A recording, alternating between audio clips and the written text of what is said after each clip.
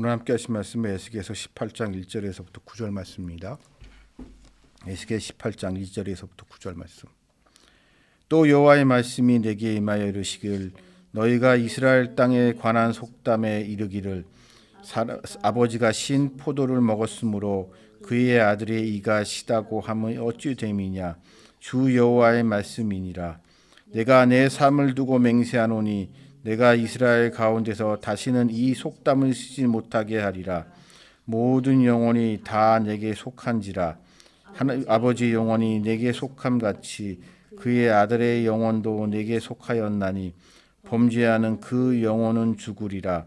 사람이 많이 의로워서 정의와 공의를 따라 행하면 산 위에서 재물을 먹지 아니하며 이스라엘 족속의 우상에게 눈을 들지 아니하며 이웃의 아내를 더럽히지 아니하며 월경 중에 있는 여인을 가까이 하지 아니하며 사람을 학대하지 아니하며 빚진 자의 저당물을 돌려주며 강탈하지 아니하며 줄인 자에게 음식물을 주며 벗은 자에게 옷을 입히며 별일을 위하여 구워주지 아니하며 이자를 받지 아니하며 스스로 손을 금하여 죄를 짓지 아니하며 사람과 사람 사이에서 진실 있게 판단하며 내 율례를 따르며 내 규례를 지켜 진실하게 행할진대 그는 의인이니 반드시 살리라.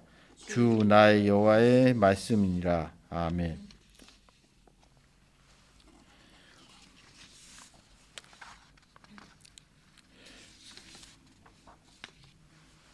제가 오늘 이 본문은 평소에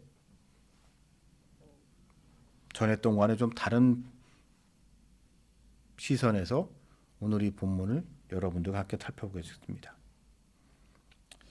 이 성경은 하나님의 말씀이시죠. 그렇기 때문에 우리가 그리스도인이라면 당연히 그 무엇보다도 성경이 우리 삶에 있어서 아니 우리 모든 것에 있어서 최우선하는 가장 중요한 아니 어찌 보면 유일한 근거입니다.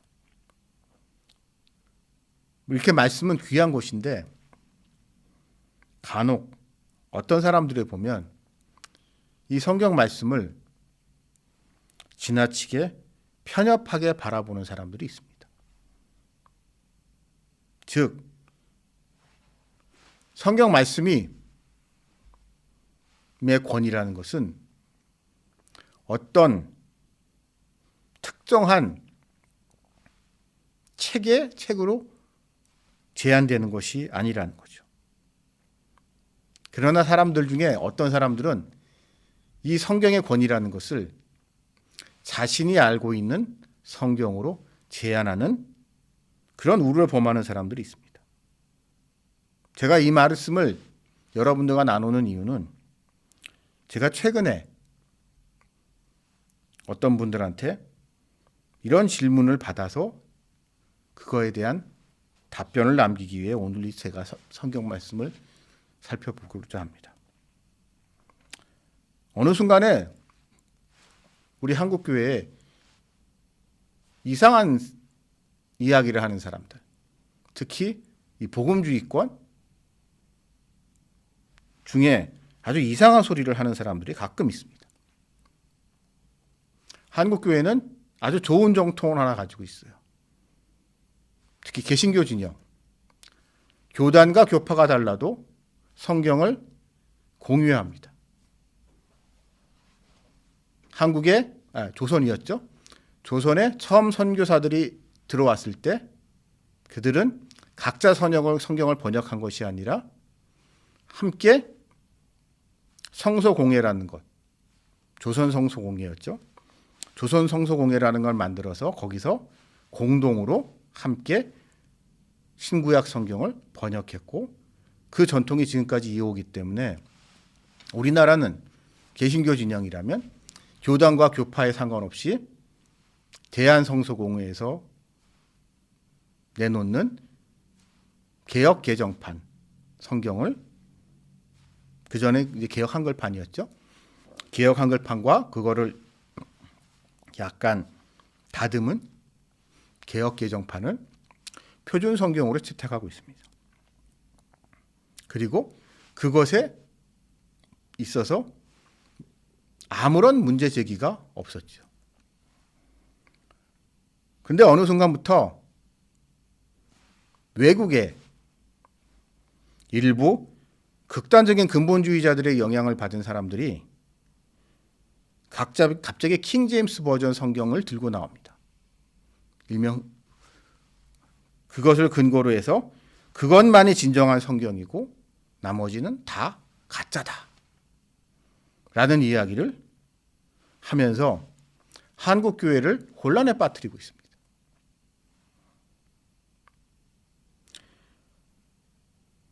저는 처음 이 얘기를 들었을 때 너무 어이가 없어서 대수롭지 않게 생각했는데,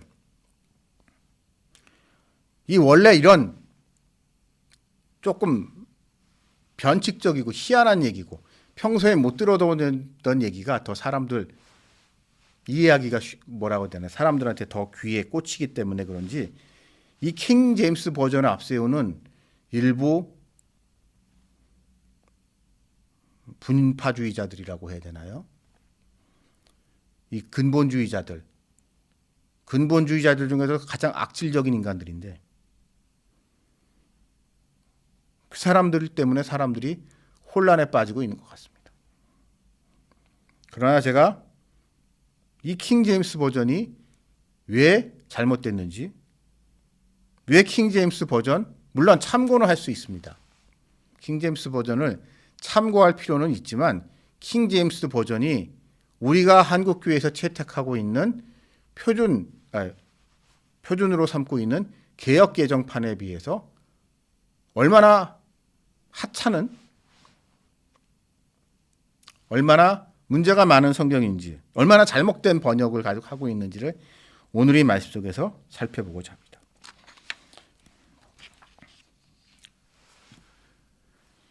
오늘의 말씀 속에 보면은 이런 얘기가 말씀이 나오죠. 우리가 지금 읽고 있는 개역 개정판에는 이렇게 나옵니다. 이스라엘 땅에 관한 속담에 이르기를 라고 되어 나와 있어요. 이스라엘 땅에 관한 속담에 이르기를 아버지가 신 포도를 먹음으로 그 아들의 이가 시다 함은 어찌 됨이뇨 라고 나와 있습니다. 그렇죠? 근데 이 부분을 킹 제임스 버전 한글로 번역한 사람들은 어떻게 번역을 했냐면, 이 잠언을 들어 이르기를 아비가 신 포도를 먹었더니 그 아들의 이가 시큰거린다라고 번역을 했습니다. 즉 개역 개정판에서는 속담이라고 번역되어 있는 부분을 킹 제임스 버전에서는 잠언이라는 표현을 쓰고 있습니다. 이 부분을 듣고 여러분 어떤 생각이 드셨습니까?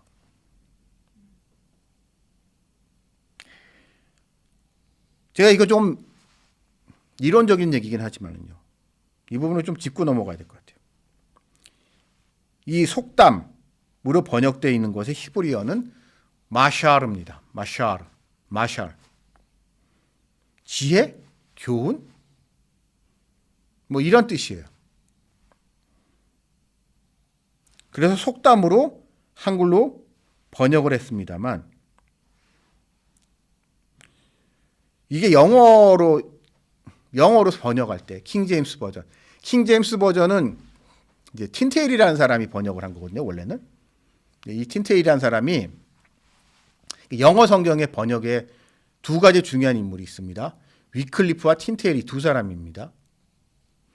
위클리프와 틴테일이 두 사람이 종교개혁 당시에, 위클리프는 종교개혁 이전 사람이고 틴테일은 종교개혁 시기 사람인데, 이 두 사람이 영어 성경을 번역하면서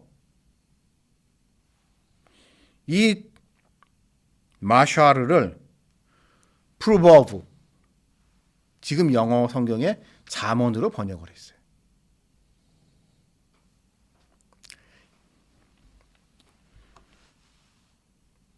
근데 여러분, 이게 과연, 그리고 그 프로버브라는 영어 킹 제임스 버전의 성경에 있는 번역을 아무 생각 없이 한글로 번역하면서 그냥 잠언이라고 번역이 된 거예요.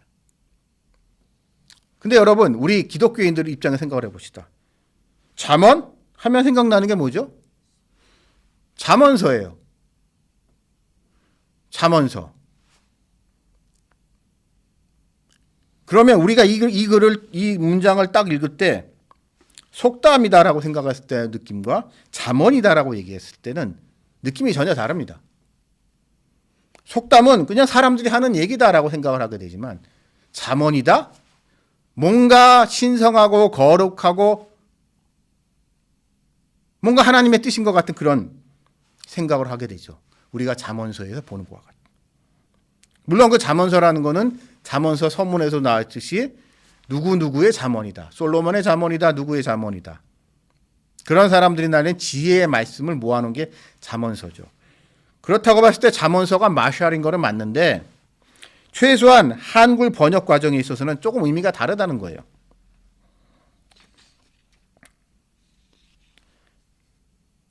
이게 전형적으로 고유명사와 일반 명사의 관계를 착각한 겁니다.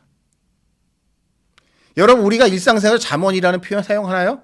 저는 성경에서이 아니고선 일상적인 우리 언어 생활에서 잠언이라는 표현을 사용하는 걸 저는 본 기억이 없습니다. 그러니까 잠언의 사전적인 의미는 지혜서, 뭐 이런 교훈집 이런 말일 수 있겠지만 현실적으로 우리가 일상적인 한국 사회에서 한국어 속에서 잠언이다라고 하게 되면은 구약 성경의 잠언서와 링크가 될 수밖에 없는 거예요. 그렇기 때문에 무언가에 대해서 잠언이라는 표현을 쓴다는 것은 아주 조심해야 됩니다. 이것은 거기에 특별한 권위가 부여되기 때문이죠. 자, 그래서 이 속담 내진 잠언이라고 한 말이 과연 어떤 이야기냐? 아버지가 신 포도를 먹었으므로 그의 아들의 이가 시리다. 애비가 신 포도를 먹었더니 그 아들의 이가 시큰거린다. 이 말이 과연 잠언이라는 이런 아주 신성한 의미가 부여될 수 있는 말일까? 우리가 그러면 이거 과연 첫 번째 우리 믿는 사람이라면은 과연 이 말, 아버지가 신포도를 먹었을 때 아들이 이가 시리다. 이 말이 과연 우리가 알고 있는 잠언서에 등장하는지부터 찾아봐야 됩니다. 네, 여러분. 우리가 알고 있는 잠언엔 이런 말 등장하지 않습니다. 이 말은 오히려 예레미야서에 등장합니다. 예레미야서 31장 29절에서 30절. 예레미야에게 심판을 선포하시는데 심판을 선포하시면서 다 끝났지만 새 언약의 말씀을 하시기 전에 내가 너희와 새 언약을 하시겠다고 말씀하시기 전에 등장하는 이야기예요. 그러니까 예레미야서 31장 29절에 30절 제가 한번 읽어보겠습니다. 그때 그들이 말하기를 다시는 아버지가 신포도를 먹었으므로 아들들의 이가 시리다 아니하지 하겠고 신포도를 먹는 자마다 그의 이가 시린 것 같이 누구나 자기 죄악으로 말미암아 죽으리라. 오늘 우리 읽은 부분하고 마주 비슷해요. 비슷한 내용의 말씀이 예레미야 31장 29절에 30절 말씀인데 이 말씀은 오늘의 말씀의 배경인 예레미야와 에스겔의 시과 거의 동시대입니다. 거의 동시대인데 예레미야는 이스라엘 땅에 남아있는 거였고 이스라엘 땅에 남아서 지금 만국으로 흘러가고 있는 이스라엘 사람들에게 심판을 선포하는 게 예레미야의 역할이었다면 에스겔은 같은 시기에 동시대의 사람이지만 먼저 이곳 바벨론의 포로로 붙들려 와가지고 포로 공동체들에게 심판과 더불어 언젠간 하나님이 우리를 다시 회복시켜 주실 거야 라는 그 희망, 심판과 회복을 선포하는 것이 선지자 에스겔의 역할이었죠. 이런 거의 같은 시대에 같은 활동했던 두 사람이 거의 같은 이야기를 하고 있었다는 건 우리가 정확히는 알 수 없지만 그 시대에 예레미야 시대, 에스겔의 시대, 즉 시드기야 왕 시절, 예루살렘이 아직은 무너지기 직전의 마지막 포로기의 초창기에 있었던 사람들 사이에서 했던 이야기라는 거죠. 그 전까지 이 말의 요지는 뭘까요? 우리는 부모와 자식 간의 관계에 있어서 이런 뭐라고 해야 돼? 전통적으로는 부모의 죄가 자식의 죄죠. 자식의 죄가 부모의 죄고. 봉건적 사고 속에서 내가 아무리 문제가 없어도 나의 부모님이 죄가 많으면 나는 역적의 자식이 되는 것과 같이 그런 봉건적 사고를 가지고 있었던 사람들 사이에서 이제 등장하는 이야기가 만약에 이스라엘 사람들의 죄가 너무 많아서 도저히 더 이상 그들에게 이런 심판을 피할 수 없고 아무런 가능성이 없다면 그들의 자손들은 과연 그 죄로부터 같이 줘야 되는 거 아닌가? 아버지가 죄인이니까 자식도 죄인이고 부모가 벌을 받았으니까 자식도 같이 벌을 받아야 되고 고대사회 생각해 보시죠. 부모가 노예면 자식도 노예입니다. 근데 그것이 아니라 그게 아니라는 거죠. 부모가 지은 죄는 많아도 부모의 죄는 부모의 죄고 자식의 죄는 자식의 죄고 각자 자신의 죄에 따라서 하나님이 그를 심판하실 것이다 하고 심판한 사람은 심판하실 것이고 정죄할 사람은 정죄하실 것이고 상 주시는 사람 복 주시는 사람한테 복 주실 거라는 그런 선포의 말씀, 그러한 이야기들이 사람들 사이에서 퍼져나갔다. 이것이 바로 새 언약의 가능성이 여기서부터 등장한다는 그 맥락 속에서 오늘 이 말씀이 등장하는 겁니다. 따라서 오늘 이 말씀은 등장하는 잠언이라는 표현으로 번역한 것이야말로 이 인용하고 있는 신포도에 대한 이야기, 아버지와 아들의 신포도에 대한 이야기를 완전히 잘못 이해하고 있는 거죠. 정반대로 이해하고 있는 겁니다.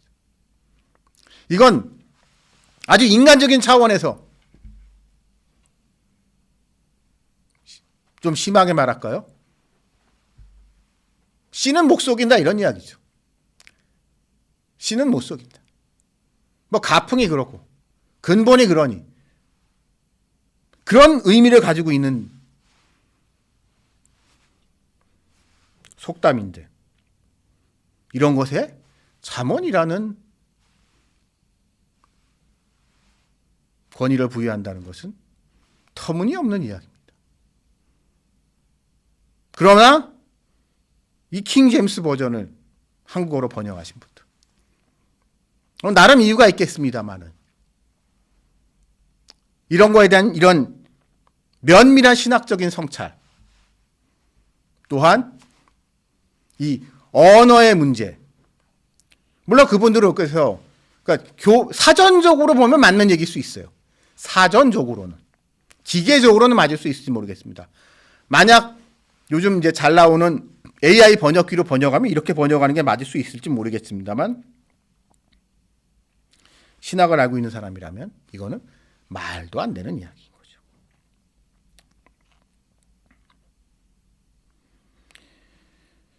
이렇듯 킹 제임스 버전을 성경으로 번역하신 분, 킹 제임스 버전을 이야기한다든가 그것의 한글 번역본을 내세우는 분들한테는 많은 부족함이 있습니다. 어찌 보면 인간이기 때문에 당연한 겁니다. 사람이니까 실수할 수 있죠. 사람이니까 실수할 수 있고 그래서 어찌 보면 이 킹 제임스 버전의 한글어 번역본을 개정하면서 바꿀 수도 있겠죠. 바꿀 수 있습니다. 바꾸면 됩니다. 그러나 그런 분들의 문제는 이 킹 제임스 버전과 킹 제임스 버전을 한국어로 번역한 것에만 특별한 의미를 부여하고 있다는 겁니다. 그것만이 말씀이라고 이야기를 하는 거예요. 여러분, 건전한 신학, 올바른 교회의 특징은 하나님의 말씀을, 이 성경을 모든 것에 기초로 두고 있으면서도 다른 한편으로는 다양한 가능성도 열어놓는 거예요. 고집과 편견에 빠지지 않는 거예요. 우리가 읽고 있는 모든 성경, 헬라어나 히브리어로 이스라엘 사람들이 받은 하나님의 말씀입니다. 교회가 모아놓은 책입니다. 세월이 많이 흘렀고 또한 언어 그 자체의 한계로 말미암아 우리는 이 말씀을 100% 정확하게 이해할 수도 없고 번역할 수도 없고 말씀의 한계가 아닌 언어의 한계로 말미암아 이런저런 문제의 가능성은 늘 있어요. 여러분, 우리가 언어의 한계라는 걸 생각을 해야 됩니다. 언어의 한계. 말이 다르고 다른 거잖아요. 그리고 우리는 이러한 번역과 이해와 이런 과정 속에서 끊임없이 오해하게 됩니다. 그래서 더 항상 깨어 말씀을 상고해야 되는 거죠. 내가 하나님 믿는다, 말씀을 안다고 하지만 내가 말씀 혹시 오해하고 있는 거 아닌가? 내가 성경 말씀을 많이 읽었다고 하면서 말씀을 많이 안다고 하지만 하나님이 진짜 바라시는 건 그게 아닐 수 있지 않나? 라고 해서 늘 나의 해석의 오류의 가능성을 열어놔야 돼요. 그런데 이런 근본주의자들을 비롯한 뭐라고 해야 되나요? 약간 이단성 있는 사람들의 특징이 뭐냐면 자기네들만의 번역, 자기네들만의 해석 많이 옳다고 얘기하면서 다른 가능성을 놓지 않아요. 예를 들어서 신천지의 성경 해석을 보면 흥미로운 부분도 있지만 그 사람들하고 이야기가 안 되는 부분은 그 사람들이 자기네들만의 번역을 절대화한다는 거죠.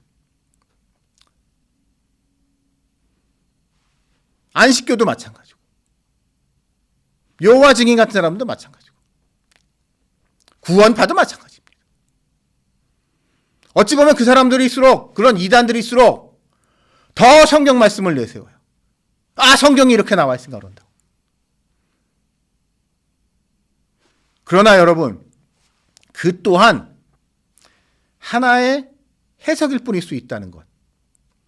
나는 이렇게 생각하지만 이 말씀을 듣고 난 이렇게 말씀을 받아들이고 이해했지만 당신들은 다를 수 있다는 것. 그래서 서로 대화를 하면서 무엇이 진정 이 시대에 우리들을 향한 지금 이 순간 하나님이 하고 하시는 말씀이 과연 무엇인지를 같이 고민하고 진리를 향해 나아가는 것, 그것이 기독교인들의 삶입니다. 그런데 안타깝게도 이러한 한국교회가 이런 전통이 강하죠. 그래서 개신교가 이렇게 여러 교단, 여러 교파들이 나눠져 있으면서도 그러니까 신학적인 문제나 교리적인 문제 가지고 별로 갈등이 없는 것이 같은 성경을 보면서 같이 자신들의 해석을 가지고 자기네들의 말씀풀이를 가지고 서로 비교하면서 서로 존중해가면서 서로 교류하는 이런 한국교회의 아름다운 전통이 있는 거예요. 그런데 안타깝게도 최근에 이가 킹 제임스 버전을 근본주의자들 이 사람들이 정치적으로도 미국에서 이런 데서 약간 극우 인종주의자들이라고 해야 되나요? 하여튼 그런 사람들이랑 이게 매치가 되는데 종교가 그런 사람들이 이러한 정치적인 한국의 혼란성 속에서 영향력을 확대해 가면서 정말 이상한 방향으로 흘러가고 있는 것 같습니다. 그러나 여러분, 이럴 때일수록 우리 믿음의 사람들은 정신 바짝 차려야 됩니다. 말씀의 권위를 내세우지만 실상은 말씀을 앞세워서 자신의 권위를 세우려고 하는 이들. 그러한 이들을 우리는 경계해야 할 것이고 무엇보다도 이 말씀 속에서 말씀과 함께 살아가면서 말씀이신 삼위일체 하나님과 소통하시는, 관계 맺으시는, 그래서 하나님의 나라를 이 땅에서 함께 만들어 가시는 여러분들이 되시기를 주님의 이름으로 축원합니다. 같이 기도드리시겠습니다.